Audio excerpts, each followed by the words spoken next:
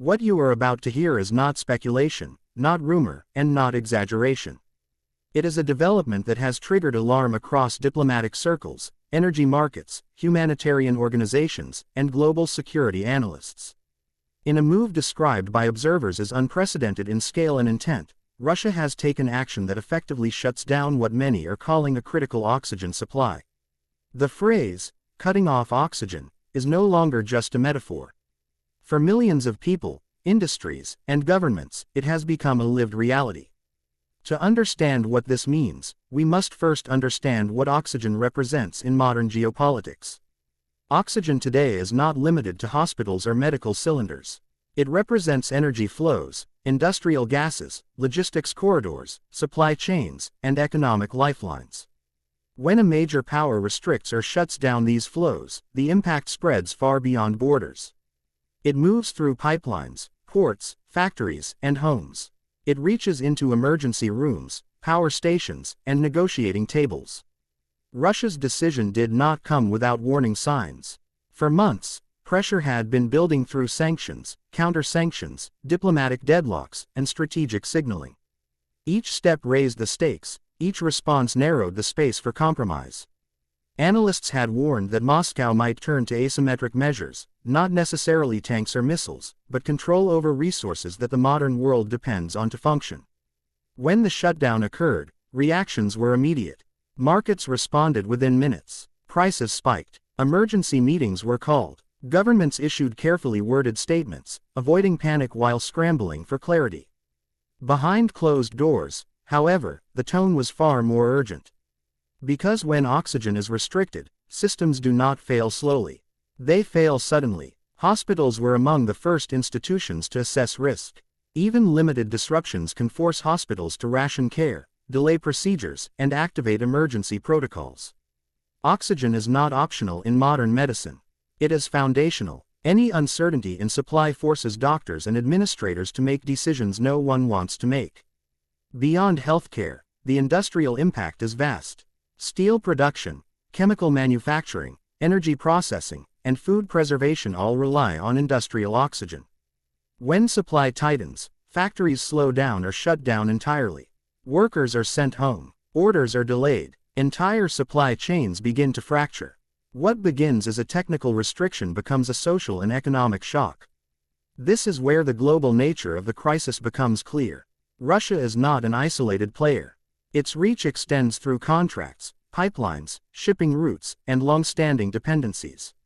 Many countries, especially those already under economic stress, rely heavily on Russian-linked supply networks. For them, replacing this oxygen is not as simple as flipping a switch. Alternatives take time, money, and infrastructure that may not exist. Diplomatically, the move is being interpreted as a message, not just to one country or alliance, but to the entire international system.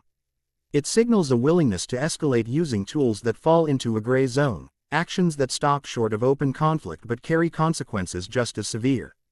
This kind of pressure forces other nations to choose between economic pain and political compromise. Reactions from global powers have varied.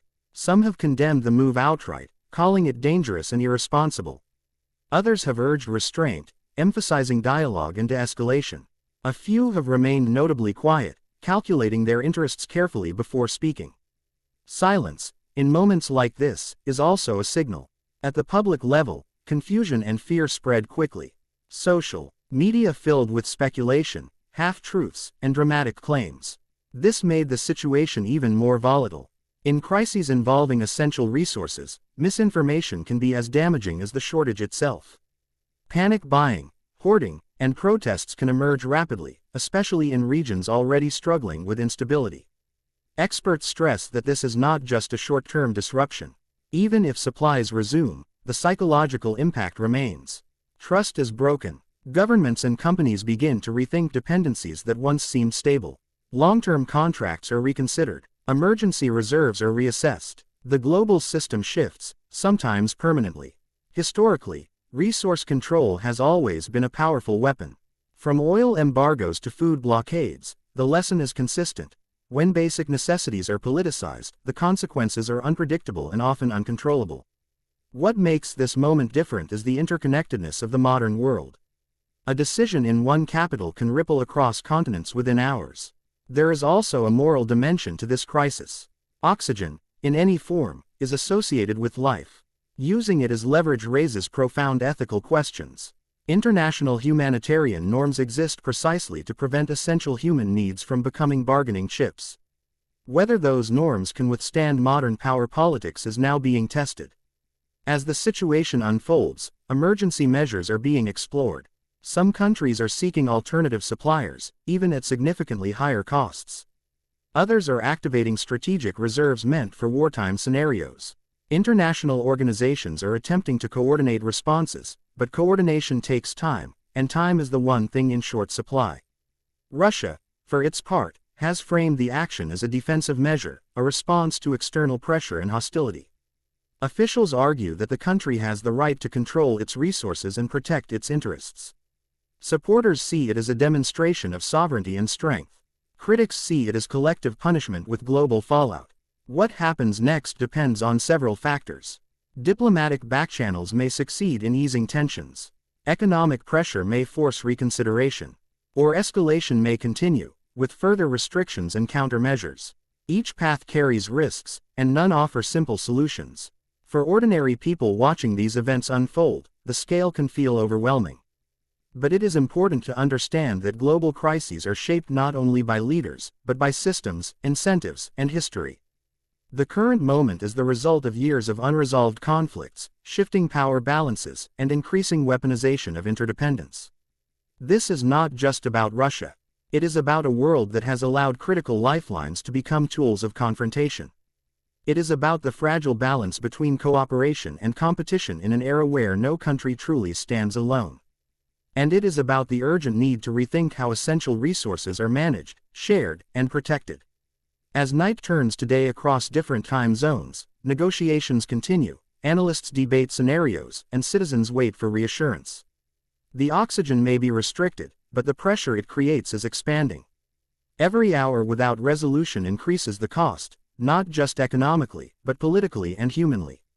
History will judge this moment not only by who acted, but by who responded wisely. Whether restraint will prevail over retaliation remains uncertain. What is clear is that the world is watching, and the consequences of this decision will be felt long after the headlines fade. This is not the end of the story. It is the beginning of a new chapter in global power dynamics, one where control over the essentials of life has moved to the center of strategy. The question now is whether the international community can breathe again, or whether this crisis will tighten further, reshaping the world in ways we are only beginning to understand.